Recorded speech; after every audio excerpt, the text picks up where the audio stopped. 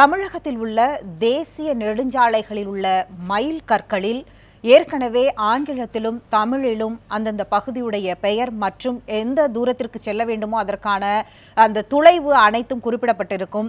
ஆனால் தற்பொழுது தேசிய நெடுஞ்சாலைகளில் குறிப்பாக வேலூர், கிருஷ்ணகிரி அந்த பகுதிகளில் முதல் கட்டமாக தேசிய நெடுஞ்சாலைகளில் மைல் கற்களில் இருக்கக்கூடிய ஆங்கில எழுத்துக்கள் நீக்கப்பட்டு அதற்கு பதிலாக இந்தி எழுத்துக்களில் மீண்டும் எழுதப்பட்டு வருகிறது. இதற்கு கடுமையான எதிர்ப்பை தமிழகத்தில் எதிர்க்கட்சி தலைவராக மு.க. ஸ்டாலின் அவர்களும், அடுத்த கட்டமாக பாமக நிறுவனர் ராமதாஸ், மதிமுகவுடைய பொதுச் செயலாளர் வைகோ 3 பேரும் கடுமையான எதிர்ப்பை முதல் கட்டமாக பதிவு செய்திருக்கிறார்கள். 3 பேருடைய அந்த அறிக்கைகளிலும் சாராம்சமாக பார்க்கக்கூடியது 65களில் தமிழகத்தில் நடைபெற்ற இந்தி திணிப்பு எதிர்ப்பு போராட்டம் குறித்தும் மீண்டும் அத்தகைய போராட்டத்திற்கு தமிழகம் முயற்சி செய்யும் என்பதனையும் சுட்டி காண்பித்திருக்கிறார்கள். உடனடியாக தேசிய நெடுஞ்சாலை ஆணையத்தில் மத்திய அரசு தலையிட்டு அதனை உடனடியாக தடை செய்துவிட்டு பழைய முறையிலேயே கற்களில் ஆங்கிலமும் இந்திக்கு பதிலாக ஆங்கிலமும் தமிழும் மட்டும் இருக்க வேண்டும் என்பதையும் அவர்கள் சுட்டி காண்பித்திருக்கிறார்கள்.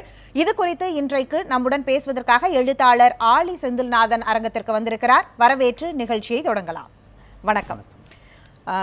இந்த மயிர்கற்களில் எழுதுவது அப்படிங்கிறதுக்கு பார்க்கிறதுக்கு முன்னாடி 2014 பாஜக வெற்றி பெற்ற பிறகு பார்த்தீர்கள் என்றால் பொதுத்துறை நிறுவனங்களில் இந்தியில் எழுத வேண்டும் என்ற சுற்றறிக்கை இன்று வரை சமூக வலைதளங்களில் அமைச்சர்களில் ஆரம்பித்து பிரதமர் வரை அனைவருமே இந்தியில் எழுதி கொண்டிருக்கிறார்கள். கேந்திரிய வித்யாலயா போன்ற மத்திய அரசுடைய பள்ளிகளில் மாநில மொழிகளுக்கு இடமில்லாதது என்று தொடர் நிகழ்வுகள் இருக்கிறது. இவை அனைத்திற்குமே ஆசிரியர் தினத்தை குரு உற்சவாக கொண்டாடியது வரை இந்தி சமஸ்கிருதத்தை முன்னிலைப்படுத்துவதும் அதற்கு முதல் எதிர்ப்பு தமிழகத்தில் எழுவதுமாக இருக்கிறது. அப்படியாகவே இந்த எதிர்ப்பும் இப்பொழுது எழுந்திருக்கிறது. இது குறித்து முதலாவதாக நீங்கள் சொன்ன எல்லா விஷயங்களையும் ஒத்துக்கிறேன். ஆனால் முதல் எதிர்ப்பு தமிழ்நாட்டிலிருந்து தான் வருதுன்னு நீங்கள் சொல்கிறது உண்மையிலே அவ்வளோ சரியான விஷயம் இல்லை. கடந்த ஆண்டே இதற்கு மிக கடுமையான எதிர்ப்பு கர்நாடகாவில் வந்தது. கர்நாடகாவில் தேசிய நெடுஞ்சாலைகளில் உள்ள மைல் கல்களில் ஆங்கிலத்தை எடுத்துட்டு ஹிந்தி போட்ட போது மிக கடுமையாக மைசூர் பகுதியில், பெங்களூர் பகுதியில் கன்னடர்கள் போராடினார்கள். தமிழ்நாட்டில் பொதுவாக நினைக்கிறாங்கன்னா இந்தியாவில் இந்த இந்தி திணிப்புக்கு எதிராக தமிழ்நாட்டு மக்கள் தான் போராடுறாங்க, நாம் தான் எதிர்க்கிறோம், மற்றவங்களாம் புத்திசாலிங்க, நாம் ஏதோ முட்டாள் எடுத்துகிட்ருக்கிறோம் அப்படின்ற மாதிரி ஒரு தன்மை இங்கே இருக்குது. உண்மை அது கிடையாது. இன்றைக்கி இந்தியா முழுக்க இந்தி பேசாத எல்லா மாநிலங்களிலும் தமிழ்நாடு ஏற்கனவே போராடிய முன்மாதிரியை புரிந்து கொண்டு இந்த மொழி திணிப்புக்கு எதிராக போராடக்கூடியவர்கள் இருக்கிறார்கள். வெளிப்படையாக பெரிய அளவுக்கு போராடுறாங்க. தொடக்கத்தில் கிளம்பிவிட்டு நாம் இந்த ஆமை முயல் கதை போல தான் நாம் கொஞ்சம் தூங்கிட்டோம்னு நினைக்கிறேன். இன்றைக்கி மயில்கல்களில் இந்தி வர்றது அப்படிங்கிறது அதுக்கு பின்னாடி இருக்கிற அரசியல் என்னன்னு கூட தமிழ்நாட்டில் இருக்கிற சாதாரண மக்களுக்கு இன்றைக்கி தெரியாது. என்ன டிரைவருங்க வடநாட்டிலேருந்து வரக்கூடிய டிரைவர்களுக்கு வசதியாக தானே போடுறாங்க. அதில் ஒரு ஹிந்தி ஒரு எழுத்து இங்கிலீஷ் அந்நிய மொழியான இங்கிலீஷ் இருக்கலாம், இந்தியாவின் மொழியான ஹிந்தி இருக்கக்கூடாதா, இப்படின்னு நம்ம ஊர்லேயே பேசக்கூடிய அளவில் தான் அந்த மொழி தொடர்பான பிரச்சனை இங்கே இப்போ இருக்குது. இன்னும் இருக்குன்னு சொல்ல மாட்டேன், இப்போ இருக்குது. ஆனால் ஒரு நல்ல ஒரு விஷயம் என்னென்னா இன்றைக்கி ஸ்டாலின் அவர்களும், வைகோ அவர்களும், ராமதாஸ் அவர்களும் இதை உடனடியாக கண்டித்திருப்பதுடன் அதை மாற்ற வேண்டும் என்று கோரிக்கை விடுத்திருப்பது என்பது உண்மையிலே வரவேற்க தகுந்த விஷயம். காலதாமதமாக என்றாலும் கூட அதை கொஞ்சம் விழிச்சிட்ருக்கிறாங்கன்னு தோணுது. அது மட்டும் கிடையாது, ஒருவேளை மத்திய அரசு செவி சாய்க்கவில்லை என்றால் வழக்கம் போல் தார்ச்சட்டி தூக்கணும்னா தூக்கி தான் ஆகணும் அப்படின்னு நான் நினைக்கிறேன். இதுக்கு பின்னாடி இருக்கிற அரசியல் என்ன நீங்கள் பாருங்கள். மோடி அரசு வந்ததுலேருந்து நீங்கள் சொன்னதை போல் முதல்ல சமூக வலைத்தளங்களில் இந்தியை பயன்படுத்தணும் அப்படின்னு சொல்லிட்டு அவங்க தொடங்கும் போது சமூக வலைத்தளங்களில் இந்தியையோ அல்லது இந்தியாவில் இருக்கக்கூடிய மற்ற மொழிகளையோ பயன்படுத்துவதற்கு எதிராக நம்ம பேசலை. ஆனால் இந்தியை மட்டுமே பயன்படுத்த வேண்டும் என்று வருகின்ற போது தான் பிரச்சனை.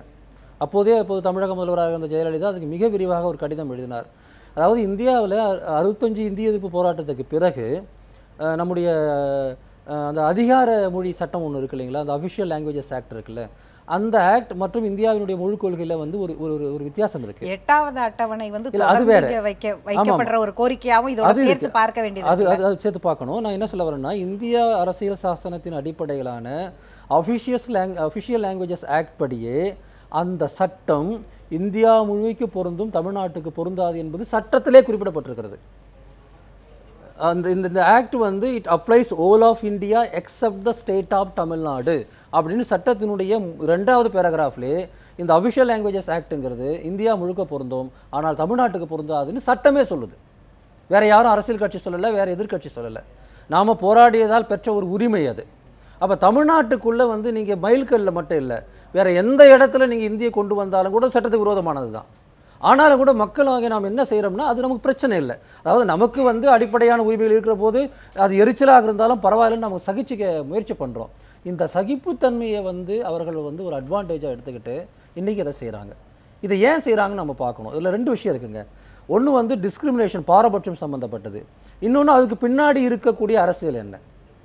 பாரபட்சங்கிறது என்னென்னா, இப்போ இந்தியாவில் இருக்கக்கூடிய அத்தனை டிரைவர்களை நீங்கள் வந்து இந்த டிரைவர் தானே காரணம் சொல்லுவாங்க. நான் அந்த பக்கம் போகக்கூடிய டிரைவர்களுக்கு வந்து எந்த ஊர் எவ்வளோ தூரத்தில் இருக்கணும் தெரியணும், அதுக்கு தானே மைல். அதோடைய சதவிகிதம் என்பதும் குறைவு. இல்லை அது அவங்க சொல்லுவாங்க. அதுக்கு நான் என்னுடைய பதில், வட இந்தியாவிலிருந்து தென்னாட்டுக்கு வரக்கூடிய கர்நாடகாவுக்கோ ஆந்திராவுக்கோ தமிழ்நாட்டுக்கோ வரக்கூடிய ஒரு டிரைவருக்கு வந்து அவருடைய மொழியில் இருக்கணும் அப்படிங்கிறதுக்கு வந்து நீங்கள் உத்தரவாதம் கொடுக்குறீங்கன்னா, தமிழ்நாட்டிலேருந்து வடநாட்டை நோக்கி போகிற ஒருவருக்கு அதே உத்தரவாதம் நீங்கள் கொடுக்க முடியுமா?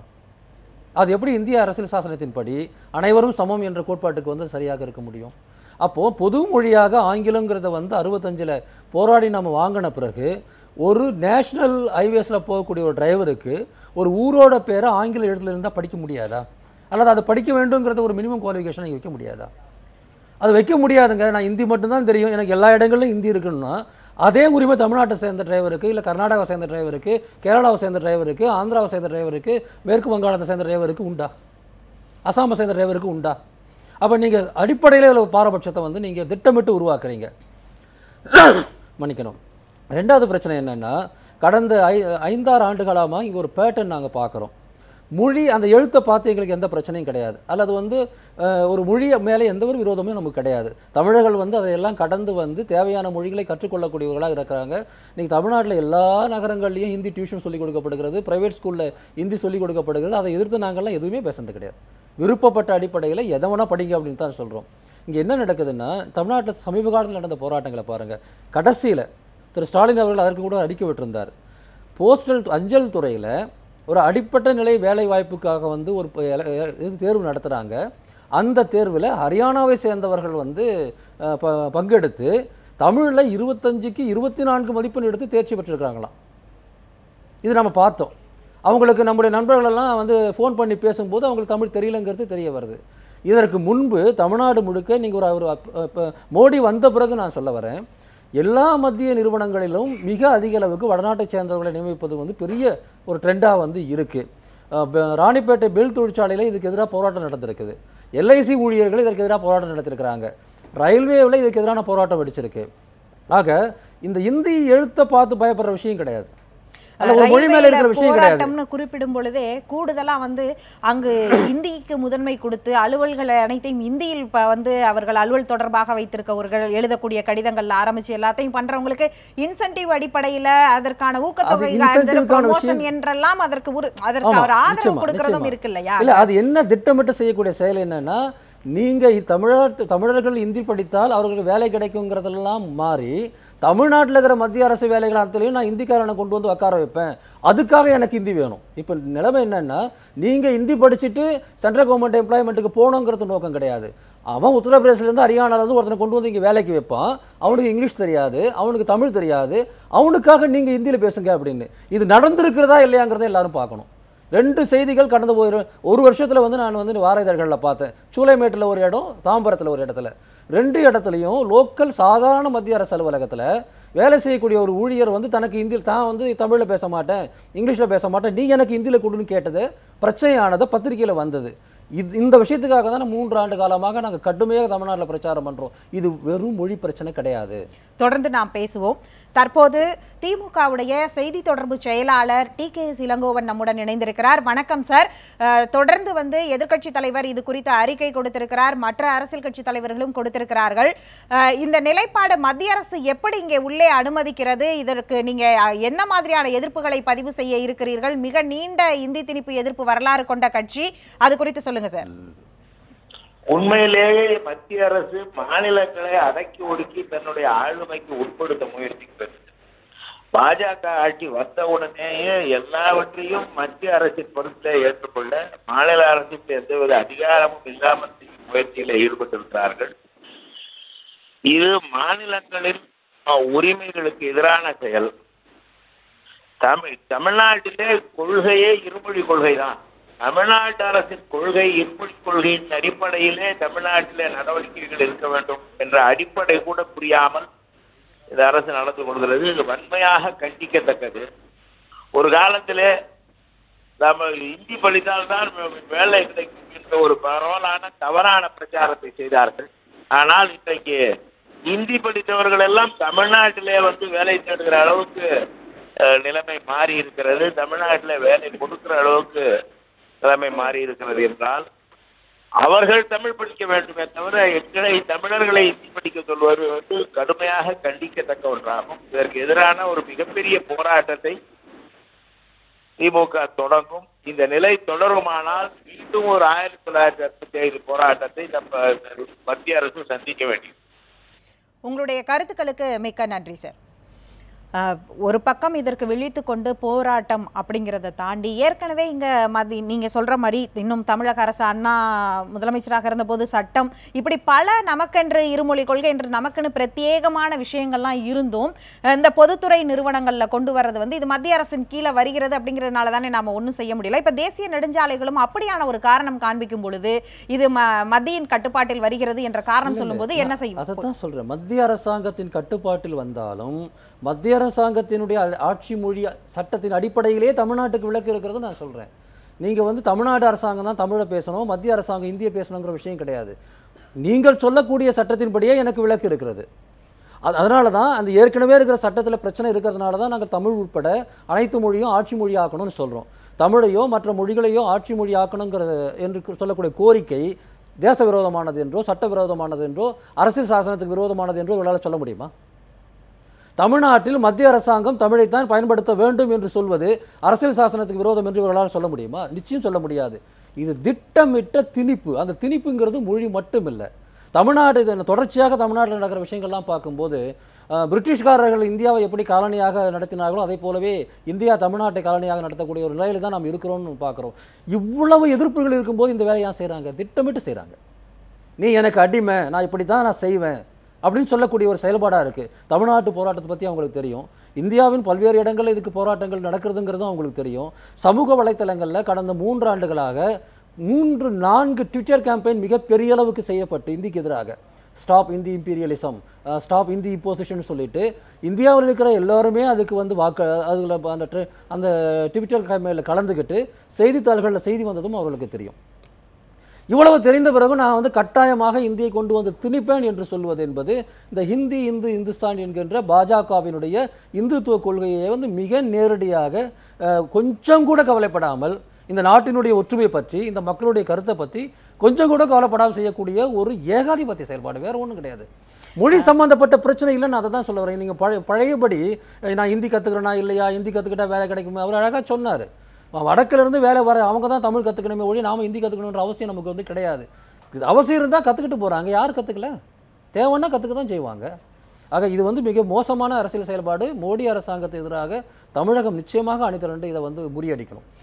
கண்டிப்பாக உலக அளவிலேயே பார்த்தோம் என்றால் மொழிக்காக உயிர் நீத்த ஒரு பெரிய வரலாறும் போராட்டத்தை முன்னெடுத்த வரலாறு அந்த இடத்துல அரை நூற்றாண்டுக்கு மேலாக அது இன்னும் உயிர்ப்புடன் இருப்பதும் தமிழ்நாட்டிலங்கிறதையும் நம்ம சேர்த்துக்கு மேலாக இன்னும் உயிர்ப்புடன் இருக்கிறதுங்கிறத சந்தோஷமா பார்க்க முடியலங்க. போராடி அந்த 65 போராட்டத்தினுடைய நோக்கமே இந்தி மட்டுமே ஆட்சி மொழிங்கிறத மாற்றி ஆங்கிலமும் துணையாக தொடரும் அப்படிங்கிறத உறுதிப்படுத்தி அதன் பிறகு மற்ற மொழிகளும் ஆட்சி மொழியாக வரணுன்ற அடிப்படை தான். 50 ஆண்டு காலமும் அது நிறைவேறலைங்கிறதுக்காக நம்ம வருத்தப்பட வேண்டியதாக இருக்குது. நம்ம 50 வருஷமாக மறுபடியும் போராடிட்டு இருக்கிறோம், என்ன சந்தோஷப்பட முடியும்? தில்லி 50 வருஷம் ஆகியும் திருந்தலை அப்படிங்கிறதான் விஷயம். இதில் என்ன சிக்கல்னா திமுக உட்பட எந்த கட்சியுமே இதில் முழுமையான ஈடுபாடு காட்டாமல் போகிறதுனால தான் இவ்வளோ பிரச்சனையும் வருது. இந்த மைல்கல்களில் இந்திய எழுதுகிற பிரச்சனையே டிஆர் பாலு காலத்தில் தான் தொடங்குச்சு. அவர் நெடுஞ்சாலைத்துறை அமைச்சராக இருந்தபோது. ரெண்டாவது இன்னும் கூட நேருவோட உறுதிமொழி பற்றி ஸ்டாலின் பேசிட்டு இருக்கிறார். நேருவோட உறுதிமொழி நேருவின் காலத்திலே முறியடிக்கப்பட்ட ஒன்று, அண்ணாவே அதை சொல்லிட்டு போயிட்டார். நமக்கு தேவை அரசியல் சாதன ரீதியான தீர்வு. ஏற்கனவே வந்து சட்ட ரீதியாக ஒரு வெற்றி நமக்கு கிடைச்சிருக்கிறது. அந்த வெற்றி நீர்த்து போகும்போது தமிழ்நாட்டில் தமிழ் தான் ஆட்சி மொழியாக இருக்கணும், மத்திய அரசாங்கத்தினுடைய அலுவலகங்களில் கூட அப்படிங்கிறத வந்து உறுதிப்படுத்தாமல் வெறும் போராட்டம் நடத்தினாலும் பலனில்லை. நான் அந்த போராட்டத்தை வரவேற்கிறேன். திரு ஸ்டாலின் அவர்களும் திரு வைகோ நிரந்தர தீர்வு இதற்கு வேண்டும், நிச்சயமா வேண்டும். இவங்க 3 பேர் இது வந்து என்னன்னா அப்பப்போ அவன் வந்து நம்ம மேல திரிச்சுட்டே இருப்பான், நம்ம எதிர்த்து ஒரு அறிக்கை விட்டுட்டு வந்து போகக்கூடிய விஷயமா இருக்கும். இன்னைக்கு முடிவெடுங்க. நான் இந்த எல்லா கட்சியும் நோக்கி நான் கேட்கிறேன். இந்தியா முழுக்க இருக்கக்கூடிய மொழி உரிமை போராளிகளுடைய குரல் வந்து ஒன்று தான், என் மொழி ஆட்சி மொழியாக்கு. ஒரு பக்கம் வந்து பார்த்தீர்கள் என்றால் நம்ம மத்திய அரசு மீதான குற்றச்சாட்டுகளை வைக்கிறோம். மாநில அரசுடைய ரோல் என்ன அப்படிங்கிறது ரொம்ப முக்கியம். பாமக நிறுவனர் ராமதாஸ் அவருடைய அறிக்கையுடைய முதல் வரியே வந்து பார்த்தீங்கன்னா, குழம்பிய குட்டையில் மீன் பிடிக்கிறது மத்திய அரசு அப்படின்னு தான் ஆரம்பிக்கிறார். அந்த குழம்பிய குட்டை அப்படின்னு சொல்றதை மாநில அரசு தான் அவர் சொல்றாரு. இதை வந்து மாநில அரசு இதுவரைக்கும் இதற்கான எந்த பதிலையும் தெரிவிக்கல. இதை நீங்க எப்படி பார்க்குறீங்க? ராமதாஸ் அவர் சொல்றது வந்து உண்மை. அதில் 2 விஷயங்கள் நாம் எடுத்துக்கலாம். ஒன்று, தற்போது இருக்கக்கூடிய தமிழக அரசு வந்து முழுக்க பலவீனமான நிலையில் பாஜக அரசால் மிக கடுமையாக தாக்குதலுக்கு உட்பட்ட ஒரு அரசாக இருக்குது. எல்லா விஷயங்களுமே எந்தெந்த விஷயங்களில் ஜெயலலிதா உரிதாக மாநில உரிமைகளுக்காக நின்னாங்களோ அந்த எல்லா விஷயங்களையும் நீர்த்து போய் இவங்க வந்து மத்திய அரசாங்கத்துக்கு சாதகமான நிலையில் எடுக்கக்கூடிய நிலையில் இருக்கிறாங்க. தமிழ்நாட்டில் வந்து ஒரு பலவீனமான அரசு இருக்க வேண்டும், அதாவது தமிழ்நாட்டில் ஒன்று நமது அரசு இருக்க வேண்டும், இல்லை பலவீனமான அரசு இருக்க வேண்டும் என்பதுதான் பாஜகவுடைய அரசியல் வியூகம். இன்னைக்கு இந்தியா முழுக்க இதை பற்றி பேசுகிற அளவுக்கு தான் அந்த நிலைமை இருக்குது. ஆக இப்படிப்பட்ட ஒரு பலவீனமான அரசை வச்சுக்கிட்டு எந்த திட்டத்தை வேணாலும் தமிழ்நாட்டில் கொண்டு வர முடியும். நெடுவாசலில் மக்கள் போராடும் போது நேரில் போயிட்டு சட்டம் அந்த திட்டம் வராதுன்னு உறுதிமொழி கொடுத்துட்டு ஒரு வாரம் கழித்து வந்து அது அக்ரிமெண்ட் போடுறாங்க. கேட்டால் கையெழுத்து தானே நாங்கள் போட்டோம் அப்படின்னு வந்து கூலாக வந்து பதில் சொல்கிறாங்க. இது வந்து தமிழ்நாடு அரசு பலவீனமாக இருக்கிறது தான் நடக்கிறது தான். இது நம்ம விவசாயிகள் வந்து டெல்லியில் போய் எதுக்கு போராடுறாங்க? இது நாள் வரையில் தமிழ்நாட்டுக்குள்ளே தான் போராடினாங்க. இந்த அரசு பலவீனமாக இருக்குது, இந்த அரசுக்கிட்ட பேசி பிரயோஜனம் இல்லைன்னு சொல்லிட்டு தான் டெல்லியில் போய் போராடுறாங்க. ஆக தமிழக அரசு பலவீனமாக இருக்கிறது, ஆனால் திட்டமிட்டு பலவீனமாக ஆக்கப்பட்டிருக்கு. அதையும் நம்ம புரிஞ்சுக்கணும். அதிமுகவோட உட்கட்சி பிரச்சனையால் வந்து பலவீனமாட்சி மட்டும் சொல்ல முடியாது, திட்டமிட்டு பலவீனமாக ஆக்கப்பட்டிருக்கு.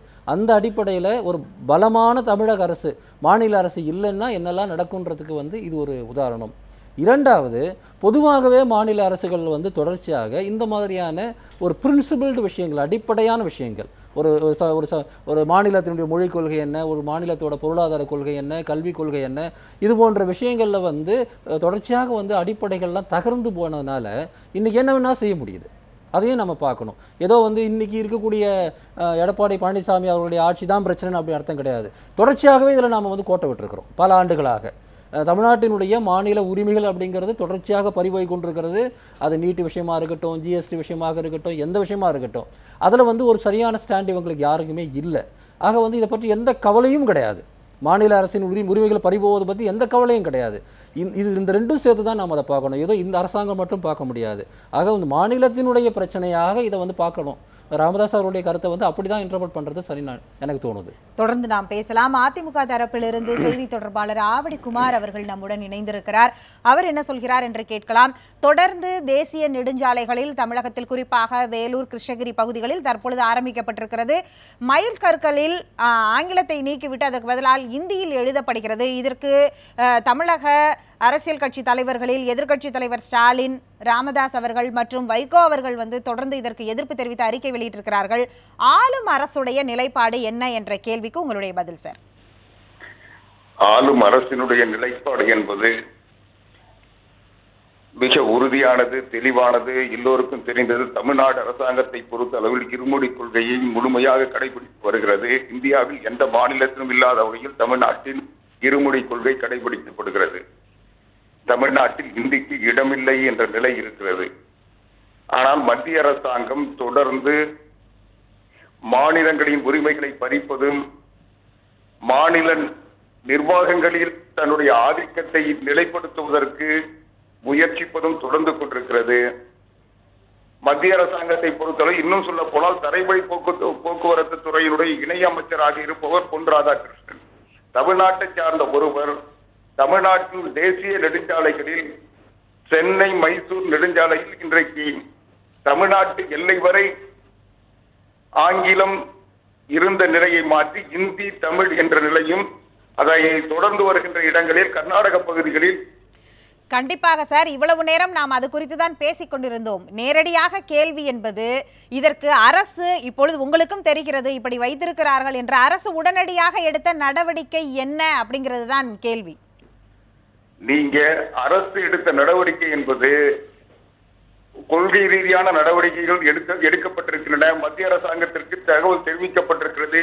இது நெடுஞ்சாலைத்துறையினுடைய கொள்கையாக அந்தந்த மாநில மொழிகளையும் இந்தியையும் தேசிய மொழி என்ற அளவில் இந்தியையும் அவர்கள் எழுதி கொண்டிருக்கிறார்கள். ஆனால் இந்தியாவில் பண்டிட் நேரு அவர்கள் பிரதமராக இருந்த காலத்தில் அந்த வாக்குறுதி என்பது இந்திய ஆட்சி மொழியாக அலுவல் மொழியாக இருந்தாலும் இந்தி பேசாத மாநிலங்கள் ஏற்றுக்கொள்ளுகின்ற வரை ஆங்கிலம் இணைப்பு மொழியாக பயன்படுத்தப்பட வேண்டும் என்பது வாக்குறுதி. அந்த வாக்குறுதியை செயல்படுத்த வேண்டும் என்று மத்திய அரசை வலியுறுத்தி கொண்டிருக்கிறோம்.